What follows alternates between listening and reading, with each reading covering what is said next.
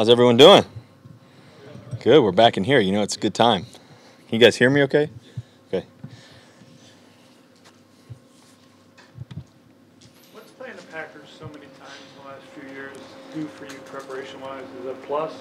Yeah, it's definitely a plus. I mean, we've been on the play against a great football team for five years, going on six now, every year. And they're a great football team. They're a great quarterback, obviously. They have a great defense. They have great coaches, great atmosphere. So going there, it's going to be exciting, obviously. It's going to be a challenge, but we look forward to it. Why do you think it's so hard to win in that building? I mean, you haven't been here for all of them, but the franchise has lost 7 straight going back to '99. Why do you think it's so difficult to win there? I think it's also difficult to win here. It's anytime you go on the road, it's always difficult. It's not supposed to be easy. And then when you're playing a great football team and with so much great tradition, and their crowd is phenomenal, so it's always a tough challenge. We've obviously played them some close battles last year. Obviously, got the best of us, but it's a new year, and we're looking forward to the opportunity. Russell, what is it about Don Capers' defense that's tough to deal with? I think in the last 3 games you played against them, you've had 10 picks. Just what is it about what they throw at you that's kind of tough to handle? Well, they make good plays. That was the years before. I'm looking forward to this year. What's your take on the situation involving Michael Bennett? And is that something the team's going to rally around? Could it be a distraction? No, I don't think it's a distraction. I do think it's, when you see a person that you love, a person that's your friend, a person, just anybody, honestly, that's put in a compromising position the way Michael was, and it's a matter of life or death potentially. All those situations you see, a lot of things are happening in our country right now. That's it's heartbreaking. When you think about, Michael talked about his kids. I think about my kids. I think about your kids. I think about anybody's kids, and having to deal with that. It's no excuse for that. So we have to find a way to come together. I always say this, but I really believe it's about loving the people that you're around, loving others that look different than you. Finding a way to find peace in turmoil. And it has to start with the people who help lead our country, the people who lead certain situations in certain places, and that's where it starts. But I think more than anything else, we have to find ways to come together because it's a sad time right now. And then when you think about somebody that you get to play football with every day, and you see the emotion, the tears in his eyes, the feeling of his family coming over to our house, and it could have been even worse than it was, which already is bad. It's heartbreaking. Did you see the video of what happened with him? I saw a snippet of the video. Yeah. So to see him on the ground like that, it's there's not much words to say besides that's terrifying, and it's unacceptable based on the situation. And Michael's a good guy. He's a guy that is trying to stand up for something good, trying to stand up for love and bringing people together, not hate. Michael's a person. If you know Michael Bennett, he's a person who loves all people. He's a person who wants to make the world a better place, and he's addressing an issue that's right in the heart of the matter of what we're going through. And so to see him on the ground like that, and to be a person who's standing up for something, but also be on the ground like that too, it's terrifying. It's devastating too to even think about. Russ, did you see that letter that the Las Vegas Police Department sent to Commissioner Goodell? I have not seen it, honestly, guys. I'm not sure. Asking them to consider punishing Bennett. What are your thoughts just when you hear something like that? I don't know the ins and outs of that. I don't know how to address it. I'm not sure what they're trying to punish him for. I haven't had the opportunity, honestly. Did that come out today, I'm assuming? Yeah, I haven't had the chance to even see anything or hear anything. But I know Michael Bennett's a good person, has a good heart, and like I said, he wants to make a difference in our world, and we need to make a difference. Do you have a chance to talk to Jermaine after the trade, and just what I guess thoughts on that and seeing him go? Yeah, I've talked to Jermaine a good amount actually, ever since since the whole situation happened. You pretty much immediately had to go to New York, and to lose somebody that you've played so much great football with and made so many clutch plays, to a person that you had so many great friendships and moments with, and he's just an unbelievable person, a great leader.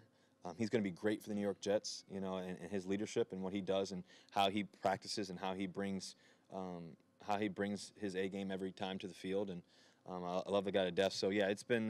But he's looking forward to the challenge. And sometimes God moves us at different times in our life, and we always wonder why, And I think that Jermaine's in a different place because I think God wants to use him somewhere else. And he has done a tremendous job of being a great teammate. He's done a tremendous job of obviously being a great player, making great plays.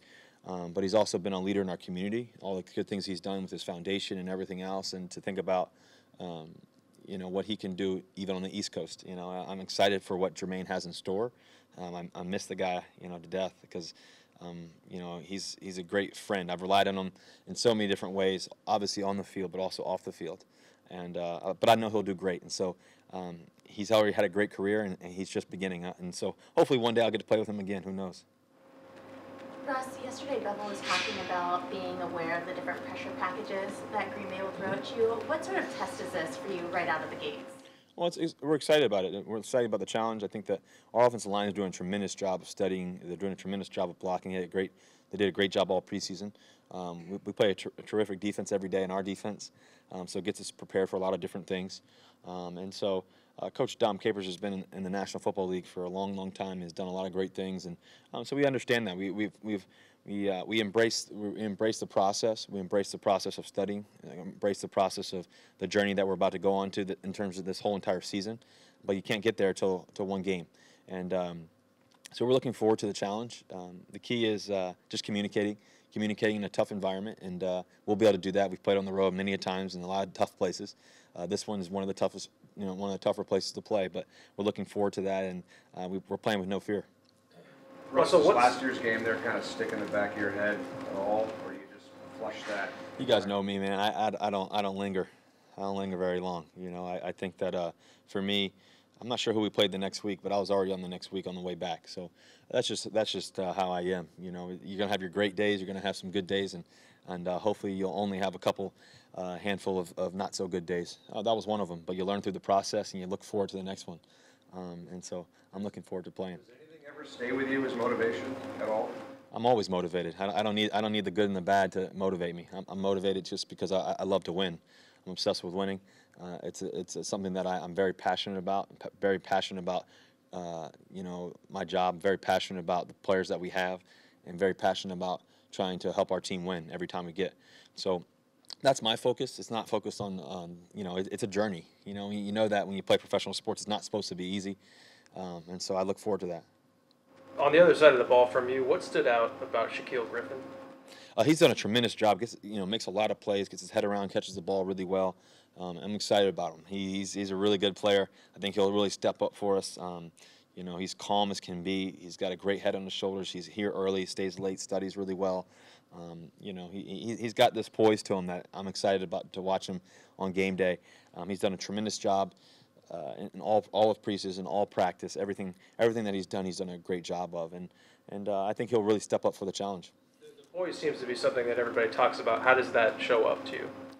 I think it's just his presence. Some people have a certain presence about him, and he definitely has that. He has a certain aura in a good way about him, a certain confidence that exudes off of him, and I think that it's obviously because he's a highly touted player. He's a guy who's done tremendous things in his college career, but I also think because of his work ethic, it's not a complicated thing. He just really works really hard. And then when you have tremendous leaders on the defensive side in terms of the back end with Earl with Cam, with obviously Sherm too, teaching him at corner. You got some of the best coaches, best players in the world, and those guys will go down as some of the best players to ever play the game. And so to be able to be around those guys and have that presence on top of what he already has and exudes, and that self-confidence that he has and portrays, there's no doubt that he's going to be a great player, and he's going to have ups and downs. He's going to have ups and downs. It's a great, tremendous challenge, going against Aaron and stuff like that. But I know he's looking forward to the opportunity to play in football. With adding Eddie and everything, Thomas being back, stuff like that, how much better do you think the running game could be right now? Well, it's going to be so much better, I believe. I think first of all it starts with the offensive line. Our offensive line has just continued to improve and get better and better, with Justin Britt leading the way and everybody else, and doing their job. And then, in terms of the running game, you think about, when Thomas really came to the scene, he was really coming off and just running that ball really, really well, and had a tremendous start to his career. And then obviously had that tough injury. And then, last year we had a pretty big stable of running backs, guys in and out and everything else. And, that kind of obviously hurt. And then on top of that, I was injured. So that was a big part of the running game that was just completely gone. So in terms of that, it does have an effect. And I think this year, obviously with Eddie Lacy running the ball as strong as he is and as physical he is, obviously with Thomas too as well, he can really hit it. CJ Procise can really run. You think about Chris Carson, what he's done so far, and he's just beginning. Even J.D. McKissick too as well. So we got a lot of great players, and so those guys they make it easier on me too. Just let them hand them the ball and let them run, and it'll be a lot of fun to watch. Anything else? Thanks, Russ. Thank you guys. Go Hawks.